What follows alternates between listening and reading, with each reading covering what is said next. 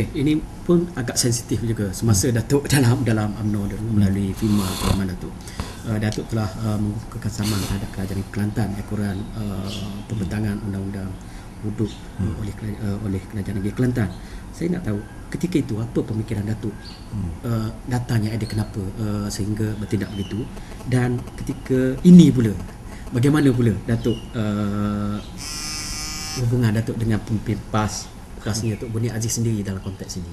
Ya, saya telah pun jelas banyak kali lah dalam soal ini, dan saya percaya Tok Guru faham benda ni, dan sebab itu seperti saya kata, walaupun saya saman PAS,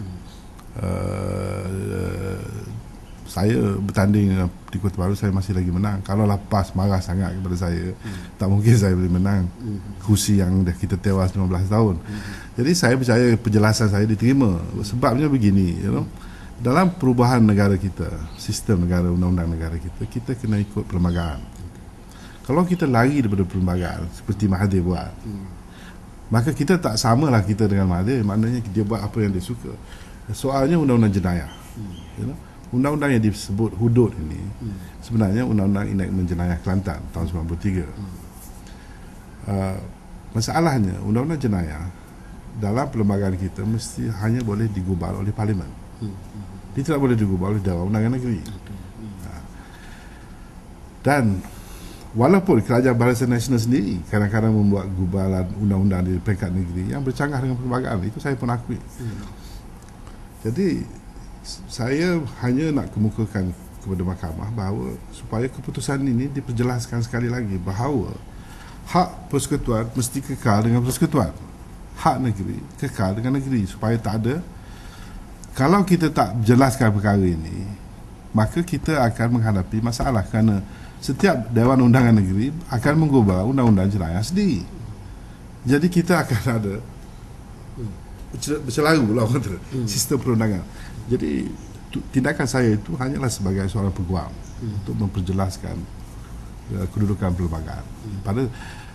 Memanglah kalau kita fikir orang politik tak patutlah buat kerja macam ni, dia mati politik dia. Tapi saya dalam politik, saya berpegang kepada sesuatu prinsip. Dan kalau saya rasa benda ni mustahak diperjelaskan untuk rakyat, saya perlu perjelaskan. Kalau saya tak maju dalam politik sebab itu, tak apa. Macam dalam barisan pun kalau saya nak kekal jadi menteri pun boleh.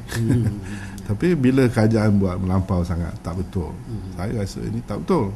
Jadi itu cara saya lah. Jadi saya bukan nak menghina PAS ke, nak provoke PAS ke, nak menghina agama pun tak timbul. Cuma soal bidang kuasa siapa yang boleh ubah undang-undang sebegini. Begitu. Kemudian kes tersebut telah ditarik balik ke ataupun macam mana? Ya, saya masa kes itu di sebelum berbicara dalam kes itu, masa itu Pak Lah Perdana Menteri, dan masa itu saya pun masih dalam UMNO. Saya pula kena tekanan daripada UMNO. Jadi Pak Lah minta, Datuk Najib sebenarnya minta melalui, dia kata Pak Lah suruh beritahu saya. Sebab apa? Sebabnya orang akan menganggap UMNO yang suruh saya buat. Jadi saya tersepit. Orang PAS kata saya gini, orang UMNO kata saya pula yang menyusahkan UMNO. Jadi saya beritahu, saya kata bukan saya nak menyusahkan UMNO, tapi inilah prinsip yang sepatutnya UMNO berpegang dan memperjelas kepada rakyat. Tapi dia orang kata ini keputusan parti, tu saya tarik balik lah. Saya sebagai orang yang iyalah pada masa itu setia lagi lah. Tarik lah. Okey, selepas Datuk keluar daripada UMNO dan menyertai PKR, ialah ini saya punya persepsi, Datuk hilang banyak perkara, hilang jabatan menteri, mungkin hilang projek-projek bisnes banyak melalui Zaid bahkan di dalam PKR pun Datuk macam ada resisten lah, macam saya sebut tadi tentang perkara ini. So apa komen Datuk dalam menghadapi situasi ini? Saya dah jangka lah, bila saya masuk ke parti pembangkang ni, saya terpaksalah berhenti daripada bisnes saya sebagai peguam. Kerana kalau saya masih kekal dalam firma itu, sudah tentu firma itu mendapat tekanan dan macam-macam, dan menyusahkan orang lain lagi. Jadi saya membuat keputusan, tak apalah, saya berhenti. Saya tidak ada bisnes lain sebenarnya. Jadi saya tak bimbang sangatlah. Saya tak ada konsesi apa-apa, tak ada apa-apa, jadi saya tak perlu bimbang tindakan pusat. Cuma dan yang pada saya dalam perjuangan politik ni kita kena kadang-kadang kena pay the price lah, orang putih kata. Kadang-kadang kita terpaksa lah, inilah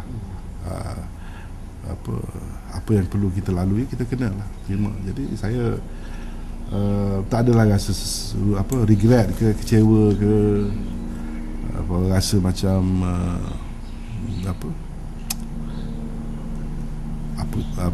misal seolah-olah apakah ini keputusan yang wajar, yang baik. Tak pernah terlintas pada saya. Saya jelas saya akan memberi komitmen 200% kepada kejayaan Pakatan, dan saya rasa kita boleh menang.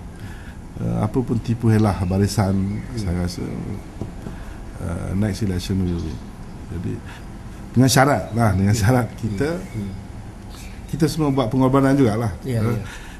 Kalau yang kita perlu muafakat, kita muafakat lah. Kalau kita terpaksa tinggalkan pendirian kita sikit sebanyak, ubah siwai sikit-sikit, kita perlulah. Kalau kita tidak begitu cekap dulu, tidak begitu menjaga kepentingan orang ramai, sekarang ini kita pentingkatkan. Tapi saya rasa masa telah sesuai. Ekoran daripada itu je, ada pemimpin-pemimpin UMNO yang menuduhlah Datuk lupa diri lah. Orang telah memberikan kekayaan, UMNO telah memberikan kesenangan segala-galanya kepada Datuk. Tiba-tiba sekarang Datuk belikan UMNO balik. Jadi apa itu propaganda. Okay. Dia kata saya kaya. Jadi bila saya tanya kaya macam mana, dia tak jawab pun. Kalaulah saya dapat banyak daripada UMNO, sudah tentu disenaraikan hari ini. Putusan telah tentu mengeluarkan ini saham yang saya dapat, ini projek yang saya dapat, ini anak dia dapat, kan? Tapi tak ada pun satu pun hari ini, kan? Sebenarnya saya tak ada apa-apa, sebab itu saya berani. Kalau saya kaya kerana UMNO, takkanlah saya berani nak tinggal. So itu dayah dia orang. Jadi pada dia, bila orang tu berjaya, saya sebagai peguam, itu mesti sebab dia. Saya kata ini dah cara UMNO mengongkong Melayu. Ini makna Melayu ni kalau dia berjaya, dia tak boleh sebab dia sendiri. Dia mesti sebab ada tongkat. Ada tongkat. Tapi dia kata nak buang tongkat. Tapi kalau dia buang tongkat, UMNO hilang lah. Jadi itu psikologi dia lah. Itu cara UMNO mengongkong pemikiran orang Melayu bahawa segala-gala yang ada ni kerana dia. Jadi saya tak ada ambil endah sangat lah soal ini, dan saya bukan bangga dengan kekayaan apa-apa. Saya tak pernah memikirkan itu sebagai sesuatu yang utama dalam hidup. Saya daripada keluarga miskin dulu, dan saya alhamdulillah ada apa yang ada cukup. Jadi kalau saya betul-betul kaya seperti yang di Gambar Gempur tu, saya mesti tak lari punya. Sebab itu susah orang UMNO nak lari masuk ke perbankan, kerana mereka ada sesuatu yang mereka nak kekalkan.